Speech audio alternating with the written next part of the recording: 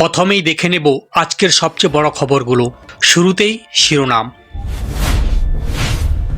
দিল্লি যাচ্ছেন না মমতা, 2 তারিখ বৈঠকের সময় দিল নির্বাচন কমিশন। সপরিবারে এসআইআর শুনানিতে যাচ্ছিলেন, উলুবেড়িয়ায় লরির ধাক্কায় 2 শিশুসহ মৃত্যু যুবকের। দুর্নীতিমুক্ত প্রশাসন করতে সরকার সফল হয়েছে, বাজেট অধিবেশনের শুরুতেই বার্তা দ্রৌপদী মুর্মুর। রবীন্দ্রনাথ শান্তি নোবেল পুরস্কার পেয়েছেন, বাংলা বিজেপির নতুন সভাপতির মন্তব্যে তুঙ্গে বিতর্ক। সিঙ্গুরে শোরগোল, বিরিয়ানি টোপ দিয়ে স্কুল পড়ুয়াদের মুখ্যমন্ত্রী সভায় নিয়ে যাওয়ার অভিযোগ। এরপরে আসি বিস্তারিত খবরে। এখন দিল্লি যাচ্ছেন না মমতা, 2 তারিখ বৈঠকের সময় দিল নির্বাচন কমিশন। সূত্রে খবর ছিল বৃহস্পতিবার দিল্লির নির্বাচন সদনে কমিশনের সঙ্গে বৈঠক করবেন তিনি, তবে আপাতত সেটা বন্ধ হয়ে গেল।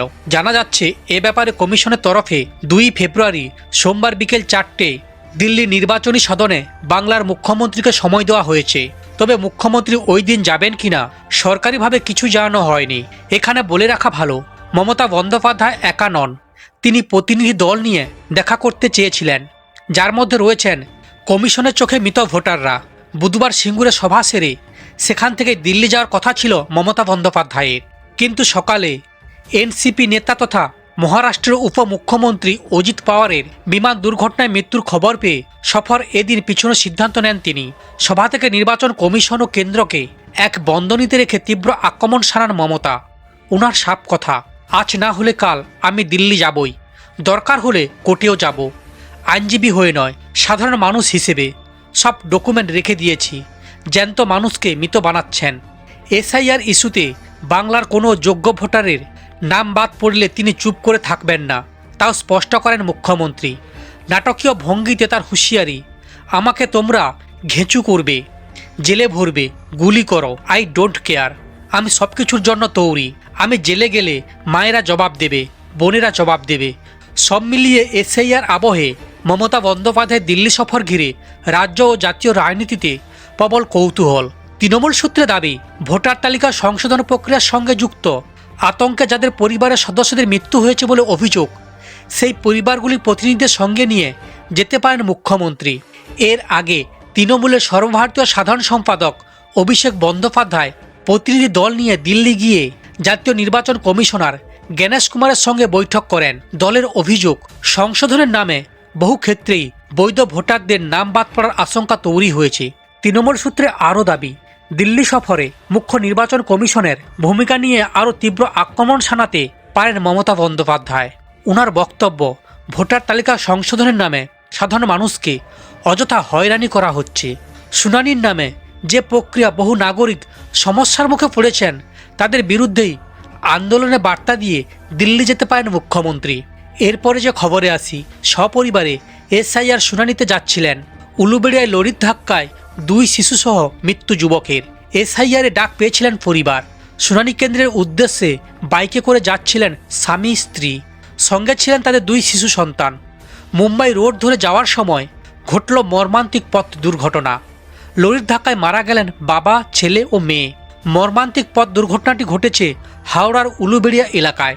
মৃতরা হলেন শেখ সিরাজ, বয়স 32, এবং 6 বছরের শেখ রিয়াজ এবং 4 বছরের রিয়া খাতুন।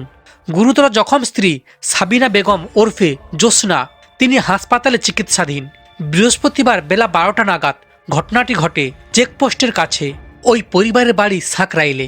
এরপরে যে খবরে আসি, দুর্নীতিমুক্ত প্রশাসন গড়তে সরকার সফল হয়েছে, বাজেট অধিবেশনের শুরুতেই বার্তা দ্রৌপদীর। সংসদে শুরু হলো কেন্দ্রীয় বাজেট অধিবেশন। অধিবেশনের সূচনা লগ্নে ভাষণে রাষ্ট্রপতি দ্রৌপদী মুর্মু তার সরকারি কাজের ভূয়সী প্রশংসা করেন।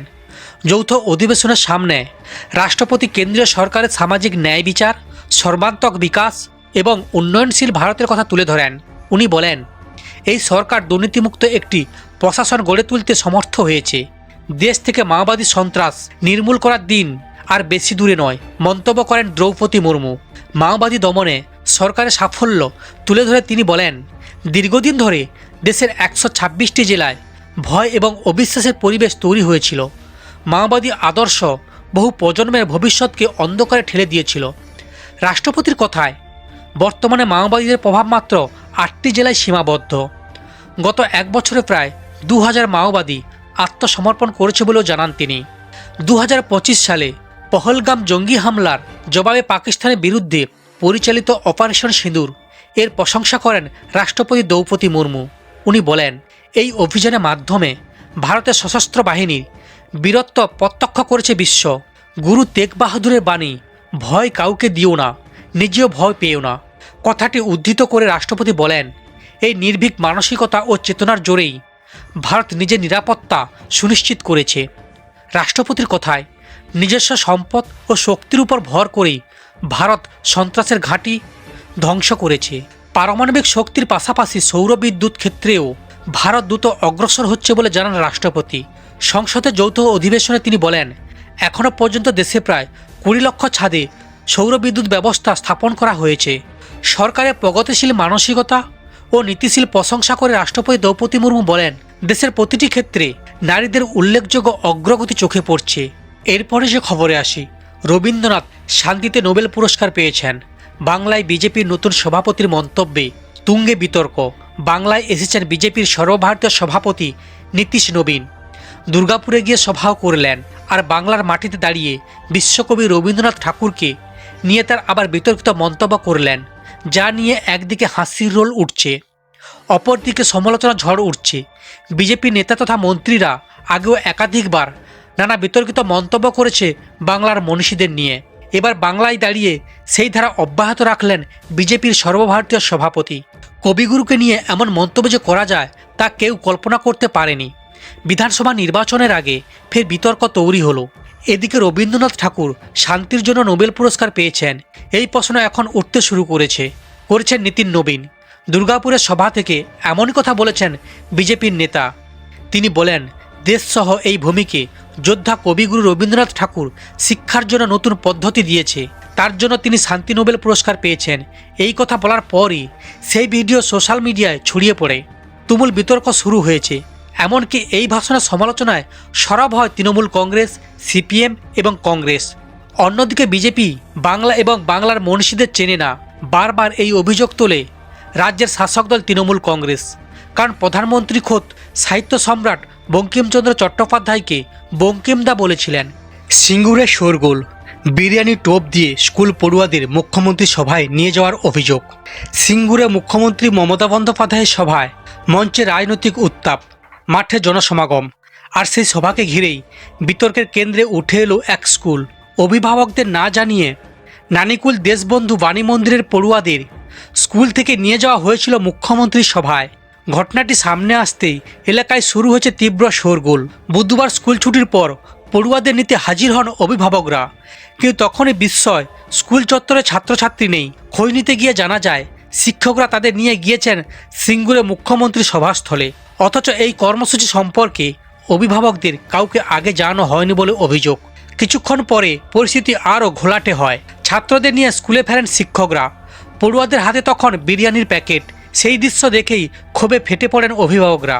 স্কুল চত্বরে শুরু হয় অভিযোগ, প্রশ্ন ওঠে, রাজনৈতিক সভায় ছাত্রদের নিয়ে যাওয়া কি শিক্ষকদের কাজ, তাও আবার অভিভাবকদের সম্মতি ছাড়া। অভিভাবক সন্দীপ হালদারের কণ্ঠে ছিল ক্ষোভ আর বিস্ময়। তিনি বলেন, বাম শাসনকালে বহু বামপন্থী শিক্ষক এই স্কুলে কাজ করেছেন, পরিচালক সমিতিও বামপন্থীদের হাতেই ছিল, কিন্তু এমন ঘটনা কোনো দিন ঘটেনি। রাজনীতির জন্য স্কুল আর ছাত্রদের ব্যবহার, এটা মেনে নেওয়া যায় না। বিমান দুর্ঘটনায় মালিককে তো ধরা হয় না। আনন্দপুর অগ্নিকাণ্ডে ধৃত গঙ্গাধর দাসের যুক্তিতে কোর্টরুমে ঝড়।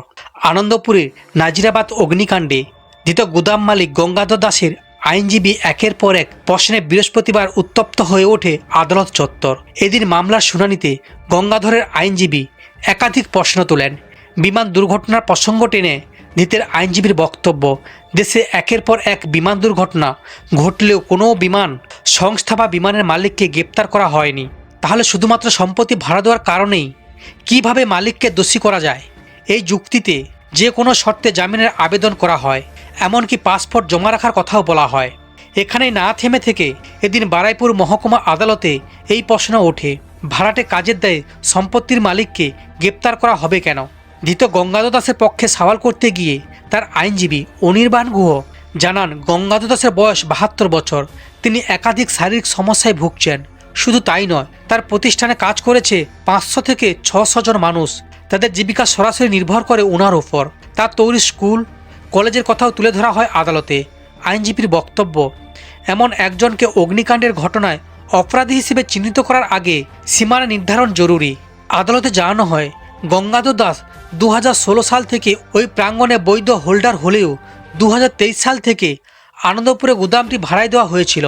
ভাড়ার চুক্তিতে স্পষ্ট শর্ত ছিল, কোনো দাহ্য বা বিপজ্জনক পদার্থ মজুত করা যাবে না। আইনজীবীর প্রশ্ন, ভাড়াটেরা যদি এই শর্ত লঙ্ঘন করে তাহলে তার দায় কিভাবে মালিকের ওপর বর্তায়? গুদামের ভিতরে কী কাজ চলছিল বা কী সামগ্রী রাখা ছিল সেই বিষয়ে মালিকপক্ষের কোনো নিয়ন্ত্রণ ছিল না বলেও দাবি করা হয়। একই সঙ্গে মামলার ধারা নিয়ে প্রশ্ন তোলা হয়। আইনজীবীর যুক্তি, কিভাবে এই ঘটনায় অনিচ্ছাকৃত খুন এবং খুনের চেষ্টা এই দুই ধারা একসঙ্গে প্রয়োগ করা হলো? রিমান্ড আবেদনের যুক্তিতে পলাতক বলা হয়েছে বলেও আপত্তি জানানো হয়। দাবি করা হয়, পুলিশ আগের দিন ফোন করে পূর্ব মেদিনীপুরের খেজুরি থানার পূর্বচড়ার এলাকা থেকে গঙ্গাধর দাসকে ডেকে এনেছিল। টাওয়ার লোকেশন যাচাইয়ের আবেদন জানানো হয়। তবে সরকারি কৌশলীর বক্তব্যে ভিন্ন সুর। তিনি আদালতে জানান, আনন্দপুরে গুদামে দুটি সংস্থাই কাজ করছিল। একটি সংস্থার গুদামের সরাসরি দায়িত্বে ছিলেন অভিযুক্ত নিজেই, অন্যটি গঙ্গা ফরেস্ট, যেখানে এলজিপি সিলিন্ডার, কাপড়সহ একাধিক দাহ্য সামগ্রী মজুদ ছিল। কর্মীরা কাজ করার সময় এ ধরনের বিপজ্জনক উপকরণ কিভাবে রাখা হচ্ছিল তা নজরে রাখার দায়িত্ব মালিকেরই। সেই দায় এড়ানোর সুযোগ নেই বলে স্পষ্ট জানানো হয়। তদন্তের স্বার্থে ধৃতকে 10 দিনের পুলিশি হেফাজতে নেওয়ার আবেদন জানানো হয়।